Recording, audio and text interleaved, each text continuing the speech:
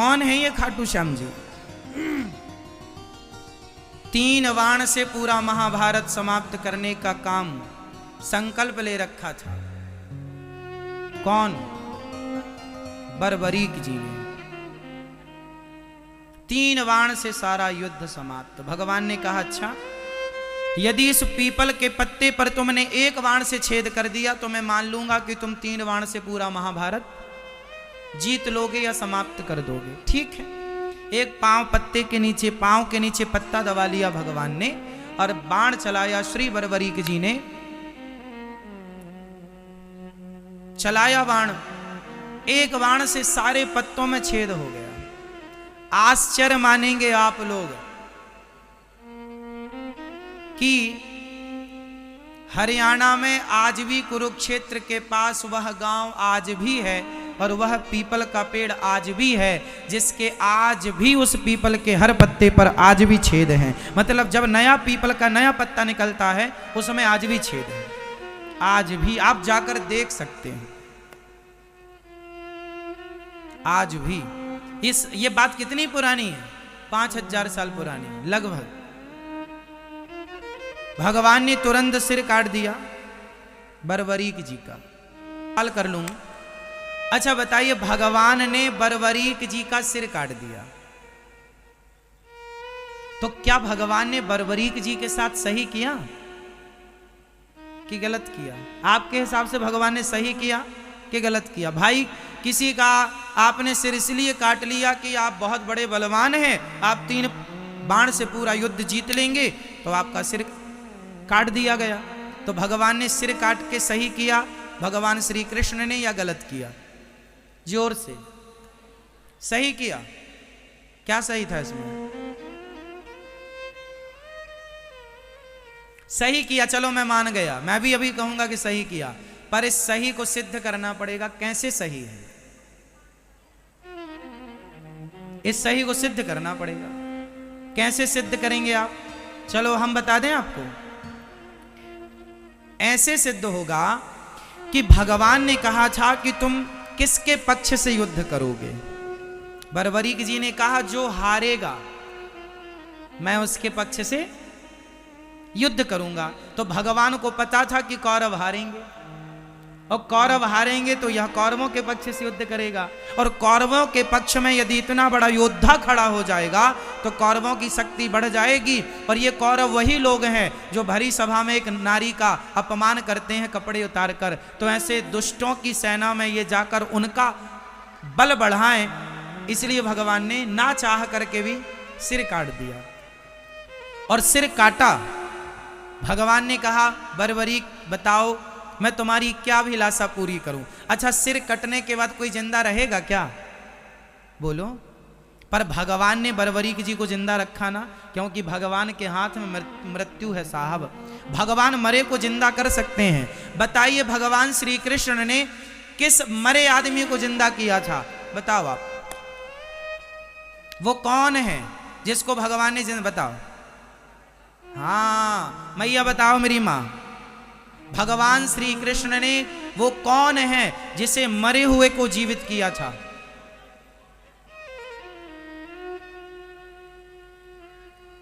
चलो भैया बताओ। नहीं, अभिमन्यु को नहीं जिंदा किया था, उनके पुत्र परीक्षित को। हाँ ये ठीक है आपकी बात, गर्भ में रक्षा की थी भगवान ने। पर एक और ज्वलंत बात, गुरु जी का पुत्र सांदीपनी उज्जैन में रहते थे। गुरु जी सांदीपनी जी उज्जैन में रहते थे, जहां भगवान श्री कृष्ण पढ़ने गए और 64 दिन में 64 कलाएं सीखी। जहां पर सुदामा जी से भगवान की मित्रता हुई, वहां पर जब पढ़कर भगवान आने लगे तो भगवान ने गुरु जी से कहा, गुरु जी मैं आपको दक्षिणा में क्या दूं? तो गुरु जी ने कहा कि अपनी माँ से पूछ लो। तो गुरु माता से पूछने गए, गुरु माता जी आप बताओ क्या चाहिए? गुरु जी तो कुछ कह नहीं रहे हैं। तो गुरु माता ने कहा, कन्हैया तुम हमें छोड़कर ना जाओ, यही हमारी गुरु दक्षिणा है। भगवान ने कहा, माँ मुझे तो जाना पड़ेगा, कुछ और मांग लो।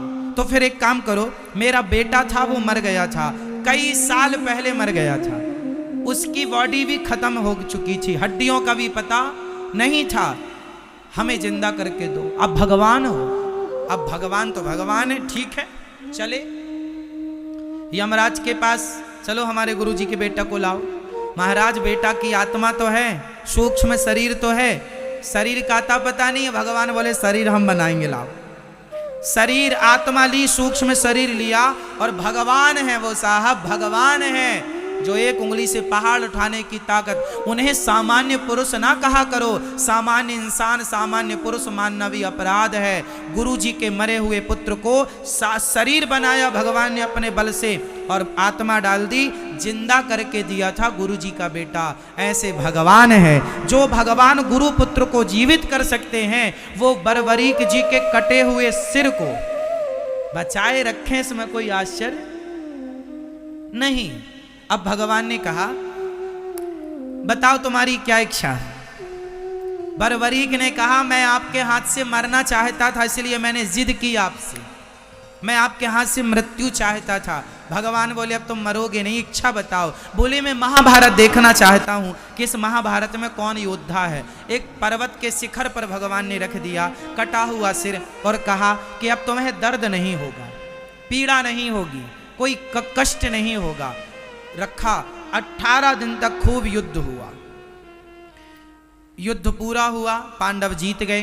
कुछ दिन के बाद भगवान बरबरीक जी से मिलने गए पांडवों को लेकर। भगवान ने बरबरीक जी से कहा भैया बताओ कि महाभारत में तुमने सबसे बड़ा योद्धा किसे माना है, किसे आप बड़ा योद्धा मानते हैं। अर्जुन को लगा अपने ही नाम आएगा, गांडीवधारी। भीम भैया बोले हमारा गदा काम कर गया है। पर बरबरीक जी ने मुस्कुराते हुए कहा प्रभु इस महाभारत में मुझे आपके सुदर्शन चक्र के अतिरिक्त कुछ दिखाई ही नहीं पड़ा। पांडवों का अर्जुन जो बाण छोड़ता था अपने गांडीव से, वो 10 कदम पे जाके गिर जाते थे। वो तो आपका सुदर्शन चक्र उन्हें गति प्रदान करता था, उन्हें बल प्रदान करता था। अब अर्जुन को समझ में आया कि महाभारत के असली हीरो हम नहीं, ना करते हुए भी भगवान सब करते हैं। जैसे महाभारत में कुछ ना करते हुए मेरे कन्हैया ने सब कुछ किया, भगवान ना करते हुए सब कुछ करते हैं। तो बरबरीक जी से कहा अब तुम्हारी इच्छा बताओ। प्रभु बस आपका दर्शन हो गया, कोई कामना नहीं। भगवान बोले सुनो तुम निर्दोष हो, तुमने कोई अपराध तो किया नहीं, मैं तुम्हें मृत्यु दंड किसका दूं। इसलिए जाओ अब से तुम खाटू में रहना, और मेरे अब तुम बरबरीक के नाम से नहीं, मेरा अपना मेरे बहुत सारे नाम हैं। गोविंद है, गोपाल है, मनमोहन है, मदन मुरारी है, गिरिवरधारी है, दामोदर है। इनमें एक नाम है मेरा श्याम सुंदर। तो जो श्याम नाम है वह श्याम नाम मैं तुम्हें प्रदान करता हूँ। तुम जाओ और खाटू में निवास करो, और तुम अब कलयुग में जो हार रहे हैं भक्त, उन हारे के सहारे बनते रहना।